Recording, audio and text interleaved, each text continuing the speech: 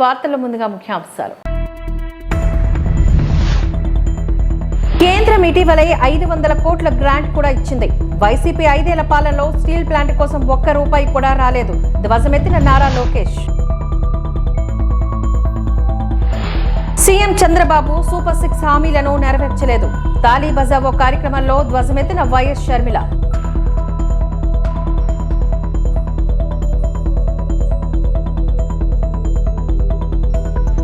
కుందువానిపేట గ్రామంలో ఇది మంచి ప్రభుత్వం కార్యక్రమంలో పాల్గొన్న కేంద్ర మంత్రి రామ్మోహన్ నాయుడు.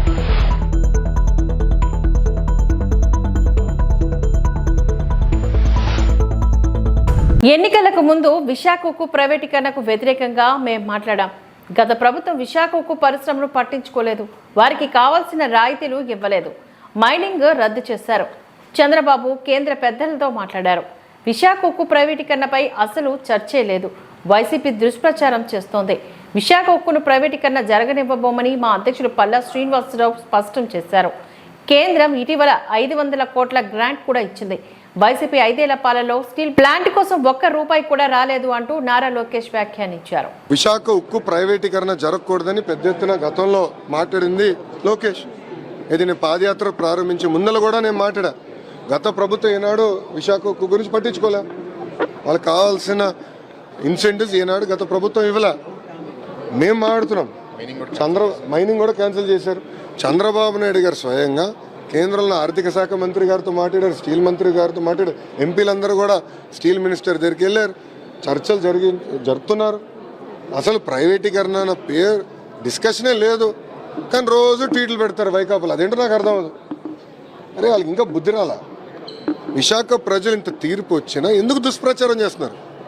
ఎవరైనా మాట్లాడారా ప్రైవేటీకరణ గురించి? ఎప్పుడైనా ఎవరైనా చెప్పారా? మా రాష్ట్ర అధ్యక్షుల వారు పల్లా శ్రీనివాస్ గారు చాలా స్పష్టంగా విశాఖ ఉక్కుని ప్రైవేటీకరణ జరగనీయము అని చెప్పారు. మళ్ళీ ఎందుకు వాళ్ళు దుష్ప్రచారం చేస్తున్నారు? దయచేసి ఈ ప్రశ్న వాళ్ళని అడగండి. నేను జగన్మోహన్ రెడ్డి గారు ఎప్పుడైనా దొరికితే ఒక్క నిమిషం, జగన్మోహన్ రెడ్డి గారు ఎప్పుడైనా దొరికితే ఆయన కూడా అడగండి. మీరు ఏంటమ్మా? అక్టోబర్ 2న ప్రజా ఉద్యమానికి ప్రజా సంఘాలు పిలుపునిస్తున్నారు. అంటే గవర్నమెంట్ నుంచి ఒక అష్యూరెన్స్ అనేది ఆల్రెడీ చంద్రబాబు నాయుడు గారే అష్యూరెన్స్ ఇచ్చారండి. ప్రతి ప్రెస్ మీట్లో చంద్రబాబు నాయుడు గారే అంటే గౌరవ ముఖ్యమంత్రి గారు చాలా స్పష్టంగా విశాఖ ఉక్కుని మేము ప్రైవేటీకరణ జరగనీయము అని చెప్పారు. ఇంకేం అష్యూరెన్స్ కావాలి? మళ్ళీ 500 కోట్లు కేంద్ర ప్రభుత్వం చంద్రబాబు నాయుడు గారు మాట్లాడిన తర్వాత కేంద్ర ప్రభుత్వం 500 కోట్లు గ్రాంట్ ఇచ్చారు. ఇంకా గత 5 ఏళ్ళలో ₹1 రాలా. మేము అన్నీ చేస్తున్నాం, ఇంకా చేస్తాం, దాంట్లో డౌట్ లేదు. అధికారంలోకి వచ్చిన 100 రోజుల్లోనే మెగా డిఎస్సి, అన్నా క్యాంటీన్లు, ఎన్డీఏ సంకీర్ణ ప్రభుత్వం 4000 పింఛన్లతో పాటు అనేక ప్రజా ప్రయోజన కార్యక్రమాలు కూడా చేపట్టింది. దీనిపై ప్రజలకు అవగాహన కల్పిస్తూ శ్రీకాకుళం నియోజకవర్గం కందుకుంటపేటలో ప్రభుత్వం నిర్వహించిన ఇది మంచి ప్రభుత్వం కార్యక్రమంలో పాల్గొన్నారు. రాష్ట్ర మంత్రి కింజరాపు అచ్చెన్నాయుడు ఎమ్మెల్యే గొండు శంకర్ గారితో కలిసి సంక్షేమ పథకాల గురించి తెలుసుకోవాలని వారి శ్రేయోభిలాషులను కోరారు. సాధ్యమైనంత వరకు నిలిచిపోయిన హుదూద్ ఇళ్లను లబ్ధిదారులకు అందేలా చేస్తాము అంటూ హామీనిచ్చారు. అదేవిధంగా కుందువానిపేటలో ఎంపీపీ లార్జ్ స్టేజ్ సోలార్ లైట్లు, యువత క్రీడల్లో రాణించేలా క్రీడా మైదానాన్ని ఏర్పాటు చేస్తానని హామీనిచ్చారు. అధికారంలోకి వచ్చిన 100 రోజుల్లోనే ఎన్డీఏ ప్రభుత్వం మెగా డిఎస్సి, అన్నా క్యాంటీన్లు మరియు ₹4000 పెన్షన్తో సహా అనేక సంక్షేమ కార్యక్రమాలు ప్రారంభించింది. ఈ కార్యక్రమాలపై ప్రజలకు అవగాహన కల్పించేందుకు శ్రీకాకుళం నియోజకవర్గం కుందువానిపేట గ్రామంలో ప్రభుత్వం నిర్వహించిన ఏది మంచి ప్రభుత్వం కార్యక్రమంలో పాల్గొన్నాను. రాష్ట్ర మంత్రి కింజరాపు అచ్చెన్నాయుడు ఎమ్మెల్యే గొండు శంకర్తో కలిసి ప్రజలకు అందుతున్న సంక్షేమ పథకాలు, వారి బాగోగుల గురించి అడిగి తెలుసుకున్నారు. హుదూద్ బాధితులను ఆదుకుంటాము అంటూ హామీనిచ్చారు. మంచి ప్రభుత్వం అనడానికి ముఖ్యంగా మా ఆడపడుచుల తాలూకా ఉత్సాహం చూస్తేనే చాలా ఆనందంగా ఉంది. మీ తాలూకా సహకారం వల్ల ఎన్నడూ ఏ రాష్ట్ర ప్రభుత్వం కూడా చూడనటువంటి మెజారిటీ మన ఎన్డీఏ ప్రభుత్వం ఈసారి చూసిందని కూడా గర్వంగా తెలియజేసుకుంటున్నారు.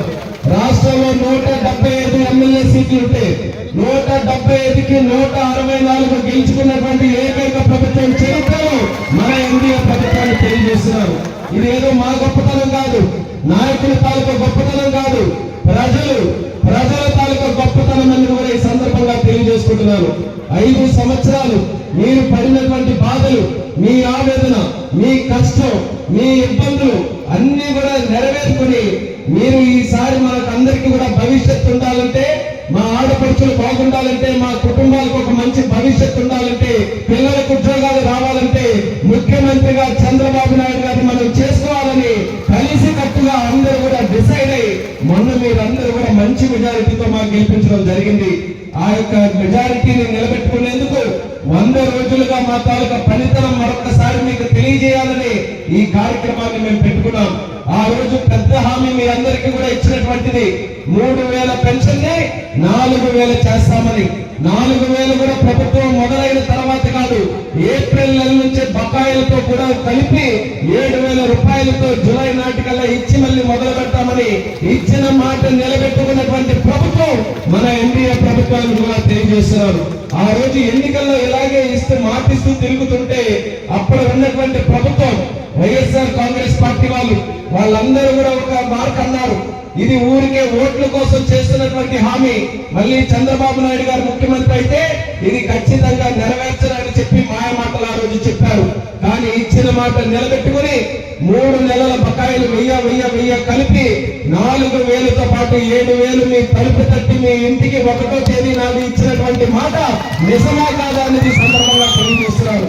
అప్పటి నుంచి ప్రతి నెల కూడా ఆంధ్రప్రదేశ్లో ఎన్డీఏ ప్రభుత్వం ఇచ్చిన హామీలను నెరవేర్చడంలో విఫలమైందని ఆరోపిస్తూ ఆంధ్రప్రదేశ్లో కాంగ్రెస్ పార్టీ నాయకులు రాష్ట్ర ప్రభుత్వానికి వ్యతిరేకంగా బుధవారం తార్నీ బజావో నిరసన చేపట్టారు. ఎన్నికల సమయంలో సీఎం చంద్రబాబు నాయుడు తన మేనిఫెస్టోలో సూపర్ 6 హామీలను ఎందుకు నెరవేర్చలేదని డిమాండ్ చేస్తూ ఈ రోజు కాంగ్రెస్ పార్టీ తాలీ బజావో పేరుతో ఆందోళనకు దిగింది అంటూ రాష్ట్ర ప్రభుత్వంపై కాంగ్రెస్ అధినేత్రి వైఎస్ షర్మిల మండిపడ్డారు. బీజేపీ జనసేనతో పొత్తు పెట్టుకున్న చంద్రబాబు నాయుడు ప్రభుత్వాన్ని మేలుకొల్పేందుకు ఈ దాలి బజావు ఉద్దేశించబడింది. సీఎం నాయుడు అధికారంలోకి వచ్చి 100 రోజులు కావస్తున్నా ఆయన చేసిన మేలు ఏమీ లేదు ఇక్కడ ప్రజలు అని వైఎస్ఆర్ షర్మిల అన్నారు.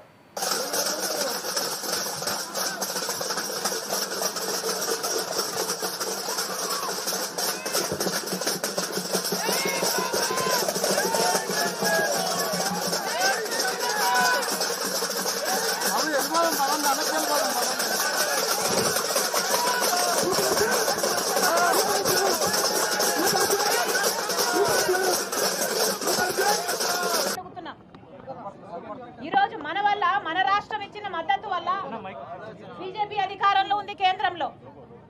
మరి అలాంటప్పుడు మన రైతులకి మనకు కష్టం వస్తే ఆదుకోవాల్సిన కనీస బాధ్యత బీజేపీకి లేదా, మోడీ గారికి లేదా? ఇది షేమ్ కాదా అని అడుగుతున్నాం. మోడీ గారు సమాధానం చెప్పాలి. బెజవాడ మునిగిపోతే రైల్ నీరు, కనీసం రైల్వే తయారు చేసే నీళ్ళైనా ఉచితంగా ఇవ్వండి అని మేము అడిగితే బీజేపీ సర్కార్ ఇచ్చిందా? ఇదే విజయవాడ డివిజన్ ప్రతి సంవత్సరము రైల్వేస్ కి ఇచ్చే రెవెన్యూ 6000 కోట్లకు పైగా. మరి అలాంటప్పుడు ఆ రైల్వేస్ ఒక ఫ్యాక్టరీ కూడా పెట్టుకున్నారు, నీళ్లు తయారు చేస్తున్నారు మన విజయవాడలో, విశాఖపట్నంలో. మన విజయవాడలో, మన రాష్ట్రంలో ఇంత నష్టం జరిగితే కనీసం నీళ్ళైనా ఉచితంగా ఇవ్వండి అంటే బీజేపీ ప్రభుత్వం ఇచ్చిందా? 10 సంవత్సరాలు ప్రత్యేక హోదా ఇస్తామన్నారు మోడీ గారు. అప్పటి నుంచి ఇప్పటి వరకు అన్ని మోసాలే కదా. మరి చంద్రబాబు గారు అలాంటి బీజేపీతో ఎందుకు కూటమి కట్టారో సమాధానం చెప్పాల్సిన అవసరం ఉంది. సూపర్ 6 లో భాగంగా తల్లికి వందనం చంద్రబాబు గారు చెప్పింది, ప్రతి బిడ్డకు ఎంతమంది ఉంటే అంతమందికి 15,000 చొప్పున ఇస్తామని చెప్పారు. ఒకరుంటే ఒక్కరికి, ఇద్దరుంటే ఇద్దరికి, ముగ్గురుంటే ముగ్గురికి, నలుగురుంటే ఏకంగా 60,000 రూపాయలు అమ్మఒడి తల్లికి దీవెన వస్తుంది అని చంద్రబాబు గారు చెప్పారు. గత ప్రభుత్వం అమ్మఒడి కింద ఒక్క బిడ్డకు మాత్రమే ఇచ్చారు. మరి చంద్రబాబు గారు ఈసారి ఆ ఒక్క బిడ్డకు కూడా ఇవ్వలేదు. మరి చంద్రబాబు గారి ఉద్దేశం ఏమిటో, గత ప్రభుత్వం ముంచిన ప్రభుత్వం కాబట్టి ఈ ప్రభుత్వాన్ని ఎంచుకున్నారు ప్రజలు, ఈ ప్రభుత్వం కూడా ముంచుతుందా అని ప్రజలు ప్రశ్నిస్తున్నారు. ఇది మంచి ప్రభుత్వమా లేకపోతే ముంచే ప్రభుత్వమా? మహాశక్తి ఈ పథకం కింద ప్రతి నెల 18 సంవత్సరాల నుంచి 59 సంవత్సరాల వరకు ఉన్న మహిళలకు 1,500 రూపాయలు ప్రతి నెల ఇస్తానన్నారు చంద్రబాబు గారు. ఈ పథకంతో, మహాశక్తి పథకంతో మహిళలంతా మహాశక్తులుగా మారుతారన్నాడు చంద్రబాబు గారు. మరి ఏది అని అడుగుతున్నాం. ఇది మంచి ప్రభుత్వమే అయితే ఆ దిశగా ఎందుకు మీరు ప్రయత్నించడం లేదు? ఎందుకు ఇవ్వటం లేదు? ఇది చాలా హెవీ బడ్జెట్. కోటి మంది మహిళలకు ఇచ్చినా ఇది 1500 కోట్లు ప్రతి నెలకు ఖర్చు అయ్యేది. మరి చంద్రబాబు గారు ఈ డబ్బులు ఎక్కడి నుంచి తెస్తారు? ఈ మహిళలకు ఎప్పుడు ఇస్తారో సమాధానం చెప్పాలి. అసలు మనది రాజధాని లేని రాష్ట్రం అని మనం అందరం అనుకున్నాం. కనీసం బడ్జెట్ కూడా లేని రాష్ట్రం అని ఈరోజు చింతిస్తున్నాం. కనీసం మనకు బడ్జెట్ కూడా లేదు. చంద్రబాబు గారు బడ్జెట్ లో ఏ ఏ పథకాలు అమలు చేస్తున్నారు, ఎంతెంత కేటాయించారు, ఇంతవరకు ఆ క్లారిటీ కూడా లేదు. మరి సూపర్ 6 ఎలా అమలు చేస్తారు చంద్రబాబు గారు? ప్రతి మహిళకు ప్రతి ఇంటికి 3 సిలిండర్ల ఉచితం అన్నారు. హుస్నాబాద్ నియోజకవర్గ ఎలకతుర్తి జంక్షన్ అభివృద్ధికి 1.53 కోట్లు విడుదల చేసిన Kakatiya urban development authority Elkathurthy junction via Warangal మరియు సిద్దిపేట రహదారి కరీంనగర్ ను అనుసంధానం చేయడంలో ప్రధానమైనది. రవాణా బీసీ సంక్షేమ శాఖ మంత్రి పొన్నం ప్రభాకర్ కు దృష్టికి కూడా తీసుకురావడం జరిగింది. ఎలకతుర్తి జంక్షన్ అభివృద్ధి పరిపాలన అనుమతుల పత్రాన్ని సచివాలయంలో మంత్రి పొన్నం ప్రభాకర్ కు అందజేసినా కూడా chairman Enagala Venkataramireddy national highway authority of India Kalakathurthi junction ను 4 లైన్ల రహదారిగా మార్చడం కోసం పనులు ప్రారంభించారు. హన్మకొండ జిల్లా ముఖద్వారం. ఈ ప్రాంత ప్రజల ఆకాంక్షలకు అనుగుణంగా ఇతర అధికారులందరినీ కూడా ఇక్కడికి తీసుకొని మా స్థానిక నాయకత్వం అంతా కూడా ఉంది.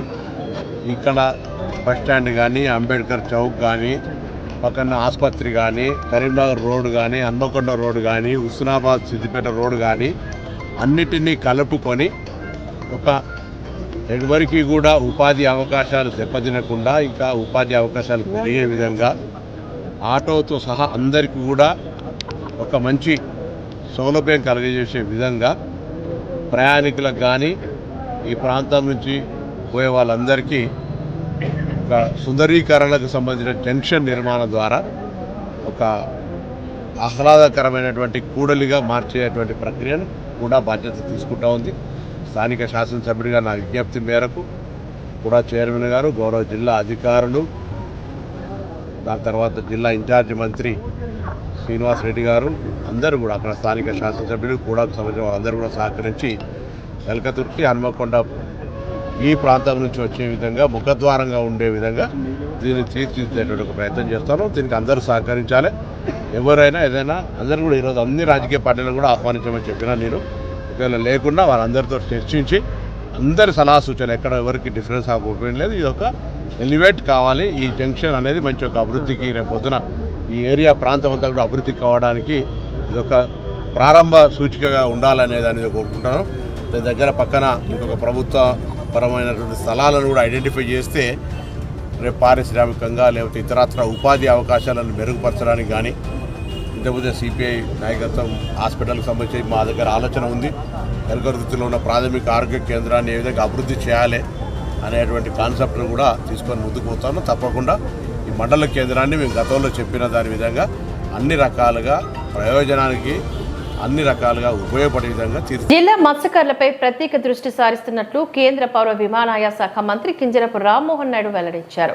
బుధవారం శ్రీకాకుళం నియోజకవర్గ శ్రీకాకుళం రూరల్ మండలం కుందుమనిపేట గ్రామంలో నిర్వహించిన ఇది మంచి ప్రభుత్వం కార్యక్రమంలో రాష్ట్ర వ్యవసాయ శాఖ మంత్రి కింజరపు అచ్చెన్నాయుడు, జిల్లా కలెక్టర్ స్వప్నిల్ దినకర్ పుణ్కర్, స్థానిక శాసనసభ్యుడు గొండు శంకర్లతో కలిసి ఆయన పాల్గొన్నారు. ఈ సందర్భంగా ఆయన మాట్లాడుతూ ఇది మంచి ప్రభుత్వం కార్యక్రమంలో పాల్గొనడం ఆనందంగా ఉందని చెప్పారు. 3,000 పెన్షన్ల నుంచి 4,000 రూపాయలకు పెంచడమైందని అన్నారు. ఇచ్చిన మాటకి ప్రభుత్వం కట్టుబడి 1వ తేదీన తెల్లవారేసరికి పంపిణీ జరిగిందని వివరించారు. మత్స్యకారులకు ఉపాధి లేక వలసలు పోతున్నారని, ఉపాధిపై పెద్ద ఎత్తున దృష్టి పెట్టి మూలపేట పోర్టు 1 సంవత్సరంలోగా పూర్తి చేసి ఈ ప్రాంతంలో మత్స్యకారులకు ఉపాధి దొరుకుతుందని, భోగపురం ఎయిర్పోర్టు పూర్తి చేస్తే ఈ ప్రాంతంలో ఉపాధి అవకాశాలు ఉంటాయని అన్నారు. శ్రీకాకుళంలో విమానాశ్రయం ఏర్పాటు చేస్తామని, జిల్లాలో శాశ్వతమైన కార్యక్రమాలు ఏర్పాట్లు చేస్తామని, ఈ ప్రాంతంలో పరిశ్రమలు ఏర్పాట్లు చేస్తామని, అందుకు అందరి సహాయ సహకారాలు అందించాలని అన్నారు. ఉపాధి కోసం వెళ్లిన మత్స్యకారులు ఇటీవల శ్రీలంకలో చిక్కుకున్నారని, ఇలాంటి సమస్యలు లేకుండా చర్యలు చేపడతామని అన్నారు. రోజుల తర్వాత నేను చంద్రబాబు నాయుడు గారు ముఖ్యమంత్రిగా విశాఖపట్నం నుంచి హెలికాప్టర్లో శ్రీకాకుళం వచ్చి దీపావళి పండగ అది 19వ 21వ నాకు తెలియదు, ఈ గ్రామానికి వచ్చిన విషయాన్ని మీ అందరికీ గుర్తు చేస్తున్నాను. ఆ రోజు గ్రామస్తులందరూ అడిగారు, ఎప్పుడు వర్షాలు వచ్చినా తుఫాన్లు వచ్చినా మావన్నీ పూరి గుడిసెలు, ఇవన్నీ గాలికి ఎగిరిపోతాయి, మీకేం కావాలని అయితే మాకు పక్కా గృహాలు కావాలని చెప్పి మీ అందరూ ఆ వేళ సముద్ర ఒడ్డులో చిన్న సభ పెట్టాం, అక్కడ కోరారు. కోరితే ఈ గ్రామానికి ఉదుహుదులో ఇల్లు మంజూరు చేశాం. ఎన్ని సంవత్సరాలు అయింది? 5 సంవత్సరాల్లో కంప్లీట్ చేశాం. అయితే అవి లబ్ధిదారులకు అందించేలోగే ప్రభుత్వం మారిపోయింది. ఎవరైనా సరే ఇటువంటి మంచి కార్యక్రమాన్ని ఆ ప్రభుత్వం కొనసాగించాలి, కానీ 5 సంవత్సరాలు దాని మీద కనీసం దృష్టి పెట్టలేదు. ఇదేదో ఒక శ్రీకాకుళం నియోజకవర్గం ఇది ఓపెన్ చేస్తే ఆయనకి పేరు వస్తుందని మొత్తం 5 సంవత్సరాలు ఎక్కడ కూడా ఇల్లు పంపిణీ చేయలేదు. నేను ఈ మధ్య కాలంలో ప్రభుత్వం వచ్చిన తర్వాత జిల్లాలో అన్ని దగ్గరలా ఉదుహుదు ఇల్లు పరిస్థితి ఏంటని మా డిఎం హౌసింగ్ గారికి చెప్పాను. ఆ హౌసింగ్ డిఎం వారి సిబ్బంది ఆ ఉదుహుదు ఇల్లు దగ్గరికి వెళ్తే ఆ ఇల్లు ఓపెన్ చేసేసరికి కళ్ళలో నీళ్లు వస్తున్నాయి, మొత్తం ద్వారాలు పుచ్చిపోయాయి, చేమలు పట్టేశాయి, చుట్టూ ముళ్ళ పొదలతో అక్కడికి వెళ్ళలేనటువంటి పరిస్థితి ఈరోజు జిల్లాలో ఉంది. ఇదా ప్రభుత్వం? ఈరోజు నిన్న నేను మూలపేట వెళ్ళాను. జగన్మోహన్ రెడ్డి మూలపేటలో పోర్టు శంకుస్థాపన చేశాడు. చంద్రబాబు నాయుడు అంతకుముందు భావనపాడులో శంకుస్థాపన చేశారు.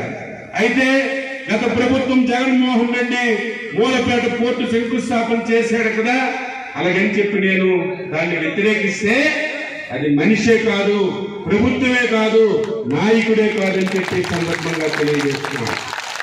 ఎవరైనా సరే నా ఇంటిలో కార్యక్రమం కాదు, నా చేతిలో కార్యక్రమం కాదు, ప్రజల ఆస్తి, ప్రజలు కట్టినటువంటి పన్నులతో మీరు ఓట్లేసి గెలిపిస్తే దానికి అధిపతులుగా మేము పనిచేస్తాం.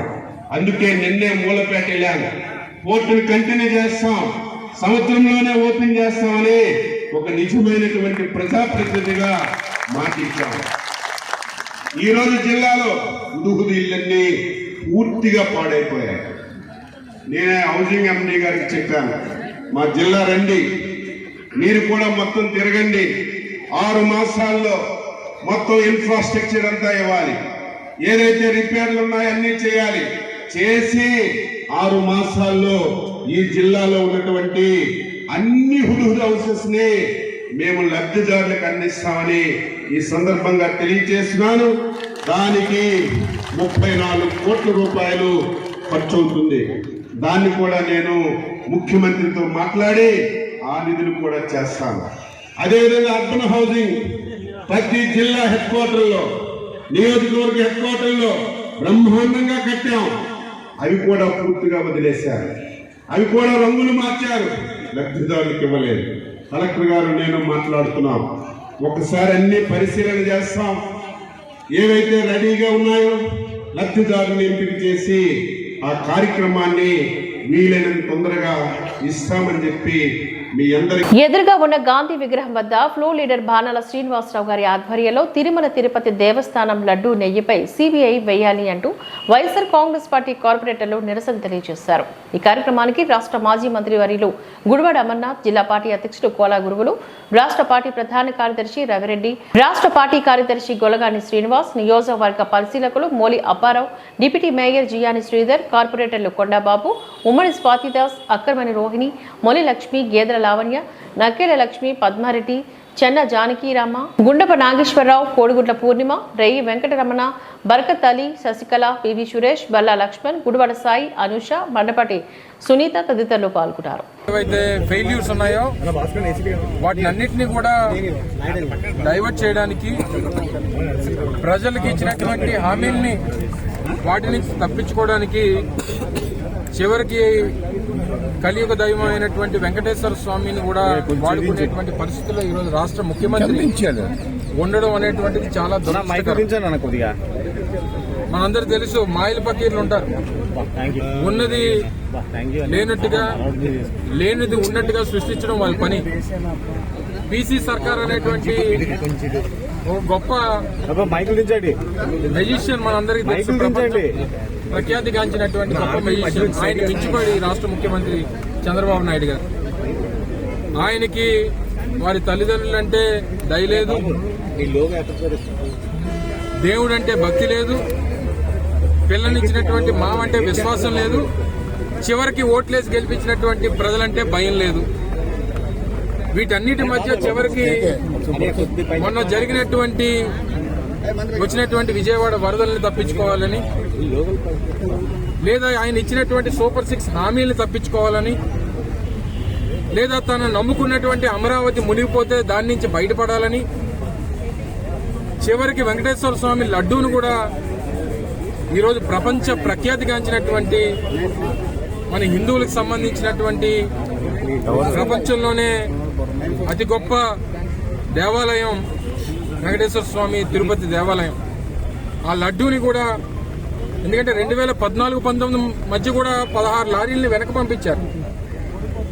వారి ప్రభుత్వంలో 14-16 లారీల్ని వెనక్కి పంపించారు. అంటే అప్పుడు కూడా వారు చెప్పినట్టుగానే ఏదో కలిసిందని పంపించారా? ఇవన్నీ కూడా ప్రజలు గమనిస్తా ఉన్నారు. అందుకని ఈరోజు వైఎస్ఆర్ కాంగ్రెస్ పార్టీ విశాఖపట్నంలో ఉన్నటువంటి గ్రేటర్ విశాఖ మున్సిపల్ కార్పొరేషన్ పరిధిలో ఉన్నటువంటి వైఎస్ఆర్ కాంగ్రెస్ పార్టీ కార్పొరేటర్లు అందరూ కూడా నిన్న జరిగినటువంటి కౌన్సిల్ సమావేశంలో కూడా దీని మీద వారు మాట్లాడడం జరిగింది.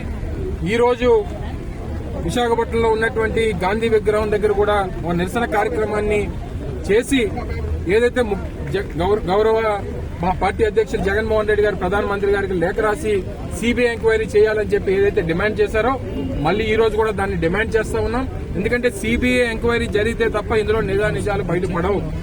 దీంట్లో కూడా జగన్మోహన్ రెడ్డి గారిని తప్పుపట్టాలని, జగన్మోహన్ రెడ్డి గారిని నిందించాలని మతాల్ని ఈరోజు తీసుకుని వచ్చి చివరికి ఏం చేశారంటే పసుపు బట్టలు వేసుకునేటువంటి తెలుగుదేశం పార్టీ కార్యకర్తలు కూడా కాషాయ బట్టలు వేసి ఈరోజు రోడ్ల మీద తిప్పేటువంటి పరిస్థితికి ఈరోజు ఈ రాష్ట్ర ముఖ్యమంత్రి దిగజారిపోయారు. ఈ నెయ్యి గొడవతో చంద్రబాబు నాయుడు గారు తిరుపతికి సంబంధించినటువంటి ఈ నెయ్యి గొడవతో తెలుగుదేశం పార్టీకి 6 అడుగులు గొయ్యి తవ్వుకున్నాడు అనేటువంటి విషయాన్ని సందర్భంగా తెలియజేస్తా ఉన్నా. ఇప్పటికన్నా దీని నుంచి దేవుడికి క్షమాపణ చెప్పి, ఎందుకంటే వారి వర్షంలో చూసాం, వారి వర్షను, ఆయన కొడుకు వర్షను మన ముఖ్యమంత్రి గారికి అక్కడ ఈఓకి ఏం సంబంధం, అది అటానమస్ బాడీ అనేటువంటి మాటలు మాట్లాడుతూ ఉన్నారు, రకరకాలుగా మాట్లాడుతూ ఉన్నారు. చివరికి తప్పుని ఎలా కప్పిపుచ్చుకోవాలి, ఎలా దీని నుంచి బయటపడాలనేటువంటి పరిస్థితిలో వారు ఉన్నారు. ఈ గొడవ దేవుడితో గొడవ పెట్టుకున్నాడు. కలియుగ దైవమైనటువంటి వెంకటేశ్వర స్వామి పాదాల చెంత పుట్టినటువంటి చంద్రబాబు నాయుడు ఎందుకు ఆయనతో మీరు ఈ రాజకీయాలు చేస్తా ఉన్నారనేటువంటిది ఒకసారి గ్రహించమని చెప్పి కోరుతా ఉన్నాం. 75 సంవత్సరాల వయసు మనకి. ఈ వయసులో దేవుడితో పెట్టుకున్నాం. తెలుగుదేశం పార్టీ కూటమి ప్రభుత్వ నేతలు ఈ 100 రోజులు పదే వైఎస్ జగన్ ని తలుచుకున్నారు అంటేనే ప్రతిపక్షంగా మేము సక్సెస్ అయినట్టే అని వైఎస్ఆర్సీపీ ఎంపీ మిథున్ రెడ్డి పేర్కొన్నారు. వైఎస్ఆర్సీపీ మళ్లీ బలంగా వస్తుందనే భయం కూటమి నేతల మాటల్లో కనిపిస్తోందని అన్నారు. నారా చంద్రబాబు నాయుడు సూపర్ 6 హామీలను అమలు చేయకుండా ఎలా మోసం చేస్తున్నాడో ప్రజలకు కూడా అర్థమవుతుందని పెద్దిరెడ్డి మిథున్ రెడ్డి అన్నారు. ఎఫిషియెంట్ లీడర్స్ వస్తారు, ప్రతి చోట కూడా YCP will fight back and we're sure will come back. ఇక్కడ 2 నెగటివ్స్ నడుస్తున్నాయి సార్. రీసెంట్గా హోమ్ మినిస్టర్ ఇంటర్వ్యూలో ఏమన్నారంటే వైఎస్ఆర్సీపీ జగన్మోహన్ రెడ్డి చాప్టర్ క్లోజ్ అయిపోయింది ఆంధ్ర పాలిటిక్స్లో అన్నారు.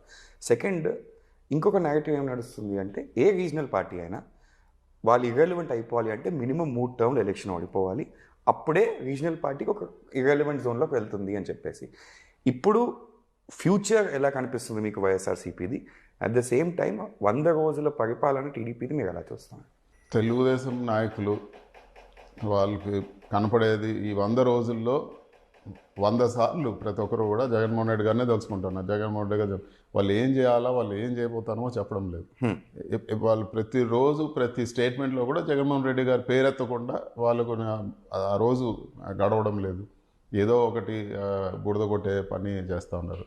సో వాళ్ళు ఇన్నిసార్లు జగన్మోహన్ రెడ్డి గారిని తలుచుకుంటున్నారంటేనే ఈరోజు అపోజిషన్గా మేము గట్టిగా చేస్తున్నామని అర్థం. సో మేము రైట్ ట్రాక్లో ఉన్నాం.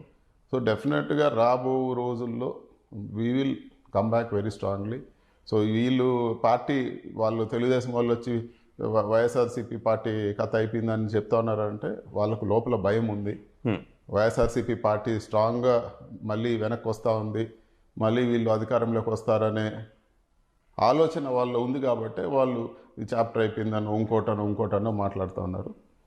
ప్రతి కాన్స్టిట్యున్సీలో కూడా ఈ 40% ఓట్ షేర్ అనేది ఉంది. దాన్ని we will build it up. 40 నుంచి 50 అవ్వడానికి పెద్దగా సమయం పట్టదు. ఈరోజు చంద్రబాబు నాయుడు ప్రతి ఒక్క హామీ ఏవైతే ఆయన విజయానికి ఉపయోగపడ్డాయో, ప్రజల్ని ఏ విధంగా నమ్మించారో, ప్రతి ఒక్క హామీలో కూడా ఒక్క పెన్షన్ తప్పితే అన్నిట్లో వెనక్కిపోతున్నారు. It is going back on all fronts. So ప్రజలు కూడా రియలైజ్ అవుతున్నారు. కాకినాడ జిల్లా ప్రతిపాడు మండలంలోని మారుమూల ప్రాంతాల్లో ఉన్నటువంటి వంతాడ గ్రామంలో వచ్చిన న్యూస్ చూసి ఆ గ్రామాన్ని సందర్శించిన దళిత ప్రజా చైతన్యం వ్యవస్థాపకులు బొంగా సతీష్ కుమార్ ఆ వంతడి గ్రామాన్ని సందర్శించి అక్కడ ప్రజలతో మమేకమై వారి యొక్క సమస్యలను తెలుసుకుని అనంతరం మీడియా సమావేశంలో మాట్లాడారు. వందడ గ్రామంలో నివసిస్తున్నటువంటి గ్రామస్తుల వారి యొక్క ఇబ్బందులను, సమస్యలను నేరుగా తెలుసుకొని వారు 150 సంవత్సరాలుగా జీవిస్తున్న కనీస దారి మార్గం కూడా లేదని, వారి ఓటు హక్కును కూడా వినియోగించుకుంటున్న ప్రభుత్వం వారి ఓట్లు మాత్రమే వారికి కావాలని, వారికి కనీస వసతులు, ఉపాధి లేదని, వారి సమస్యలు మాత్రం పట్టనట్లుగా వ్యవహరిస్తున్నాయని, ఇక్కడ ప్రభుత్వ హాస్పిటల్ కానీ మరియు స్కూల్లో చదువుతున్న విద్యార్థులకు బాత్రూమ్స్ కూడా సరిగ్గా లేవని, గర్భిణీ స్త్రీలకు రోడ్డు మార్గం లేక, గర్భిణీ స్త్రీలు డెలివరీ టైంలో అంబులెన్స్ సౌకర్యం కూడా లేక చాలా ఇబ్బందులకు గురవుతున్నారని వాపోయారు. వారి యొక్క సమస్యను కలెక్టర్ మరియు సీఎం చంద్రబాబు దృష్టికి తీసుకువెళ్తామంటూ మీడియాకు తెలియజేశారు. ఈ కార్యక్రమంలో జాతీయ మాల మహానాడు ప్రధాన కార్యదర్శి లింగం శివప్రసాద్, దళిత నాయకులు కాకర అప్పారావు, గ్రామస్తులు దుర్గాప్రసాద్ తదితరులు పాల్గొన్నారు. వ్యవస్థాపక అధ్యక్షుడిని ఈరోజు రీసెంట్గా మీడియాలో వచ్చినటువంటి కథనాలని వీక్షించి ప్రతిపాడు మండలంలో, కాకినాడ జిల్లా ప్రతిపాడు మండలంలో ఉన్నటువంటి ఒక విలేజ్ చాలా అంటే గతంలో దాదాపు ఒక 100 సంవత్సరాల క్రితం ఏర్పడినటువంటి ఒక వంతాడు గ్రామాన్ని సందర్శించడం జరిగింది.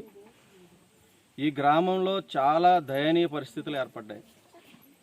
ఎప్పుడో 150-100 సంవత్సరాల నుంచి ఇక్కడ దాదాపు 200-300 మంది కుటుంబాలు ఒక్కొక్క ఇంటిలో 2-3 కుటుంబాలతో జీవించి, పూరుగుడిసెల్లో జీవించి వాళ్ళ జీవనం సాగిస్తూ ఉన్నారు. వీళ్ళకి ఎటువంటి వృత్తి కానీ, ఎటువంటి జీవనోపాధి కానీ లేకపోయినా అవే రాళ్ళు రప్పలు కొట్టుకుంటూ ఇక్కడ జీవనం సాగించడం జరుగుతుంది. మరి ఇన్ని ప్రభుత్వాలు ఇన్నిసార్లు ఎలక్షన్ జరిగి ఇన్నిసార్లు ఉపయోగించిన ఓట్లుగా మలుచుకుని వాళ్ళని కేవలం ఓట్లకే పరిమితం చేసి ఈరోజు వాళ్ళని జన నివాసానికి దూరంగా ఉంచి ఎటు బ్రతకలేని పరిస్థితుల్లో వాళ్ళు మగ్గుతున్నారు. ఎందుకు పట్టించుకోవట్లేదు ప్రభుత్వాలు నాకు అర్థం కావట్లేదు. మరి వీళ్ళ ఓట్లు మీకు అవసరం లేదా? ఓట్లు వేయించుకునే వరకునే మీకు వాళ్ళకి పరిమితమా? వాళ్ళకి రోడ్లు లేవు. ఇక్కడ వీళ్ళకి పంచాయతీ, మేజర్ పంచాయతీ వచ్చి గోకవరం, ప్రతిపాడు మండలంలో ఉన్నటువంటి ఒక గోకవరంకి సంబంధించిన పంచాయతీ. మరి పంచాయతీ ప్రెసిడెంట్ కానీ, సెక్రటరీ కానీ ఇప్పటికొచ్చి దీనికి రోడ్డు సదుపాయం కానీ, కాలనీ ఇల్లులకు సదుపాయం కానీ, వాళ్ళకి కరెంటు సదుపాయం కానీ, నీరు సదుపాయం కానీ, అలాగే ప్రాథమిక చికిత్సా కేంద్రం కనీసం వీళ్ళకి ఈ చిన్నపిల్లలకి నైట్ టైంలో ఏదన్నా ఫీవర్స్గా ఉన్నా, ఏమైనా ఇబ్బందులు వచ్చినా, వాళ్ళకి కడుపు నొప్పులు లాంటివి కానీ వచ్చినా, గర్భిణీ స్త్రీలకి ఎటువంటి ప్రాబ్లమ్స్ వచ్చినా ఇక్కడి నుంచి వెళ్ళి కాకినాడ పరిసరాలకు వెళ్ళి చూపించుకునే పరిస్థితి. వీళ్ళకి రోడ్డు సదుపాయం, ప్రథమంగా రోడ్డు సదుపాయం కూడా లేదు. వీళ్ళకి వెళ్ళడం దారి మార్గం లేక 108 కూడా రాలేని పరిస్థితి. గర్భిణీ స్త్రీ ఎప్పుడైనా ఇబ్బంది పడితే ఒక వెహికల్ అంటే చిన్న ఆటో కూడా ఇక్కడ రాలేని పరిస్థితిలో వీళ్ళ జీవనం సాగిస్తున్నారు. మరి ప్రభుత్వాలు ఎందుకు వీళ్ళ వైపు కనీసం చూడటం లేదో నాకు అర్థం కావట్లేదు. ఇక్కడ వీళ్ళ వనరులు ఏవైతే ఉన్నా దాదాపు 200 ఎకరాలు వంతాడ కోరికి కొంతమంది వీళ్ళ పూర్వీకులకు ఉన్నటువంటి పట్టాలను ఉపయోగించుకుని కోరిని చేసుకోవడం జరుగుతుంది. వాళ్ళు సాగు చేసుకుని దాదాపు వాళ్ళు మైనింగ్ చేసి 200 ఎకరాలని వాళ్ళు మైనింగ్ చేసి కోరి రూపంలో మిగతా విలేజ్లకి ఫార్వర్డ్ చేసుకుంటూ ప్రభుత్వాలు దాన్ని ధనాదాయ రోడ్డుపై ఉన్న అక్రమంగా తొలగించుట అనకాపల్లిలో నర్సీపట్నం నియోజకవర్గం నర్సీపట్నం మున్సిపాలిటీ పరిధిలో గల ఫ్లోర్లు సిఐ రేవతమ్మ ఆధ్వర్యంలో ఆర్టీసీ కాంప్లెక్స్ నుంచి పోస్ట్ ఆఫీస్ వరకు రోడ్లు ఇరువైపులా ఉన్న షాపులను తొలగించి మరియు రోడ్డుపై ఉన్న గుంతలను పుడిపించారు. అనంతరం ఆమె సందర్భంగా మాట్లాడుతూ రోడ్లపై ఉన్న గుంతల వల్ల ప్రమాదాలు చోటు చేసుకుంటున్నాయని అన్నారు. అంతేకాకుండా ఇరువైపులా ఆక్రమించిన షాపులను తొలగించడం వల్ల కొంత ట్రాఫిక్ సమస్య తగ్గించొచ్చని అన్నారు. అంతేకాకుండా ఇంకా పైనుంచి ఎవరైనా సరే రోడ్డు మీదకి ఆక్రమిస్తే కఠిన చర్యలు తీసుకుంటామని హెచ్చరించారు. ఈ కార్యక్రమంలో municipal commissioner Jampa Surendra, town SI రమేష్లు పాల్గొన్నారు.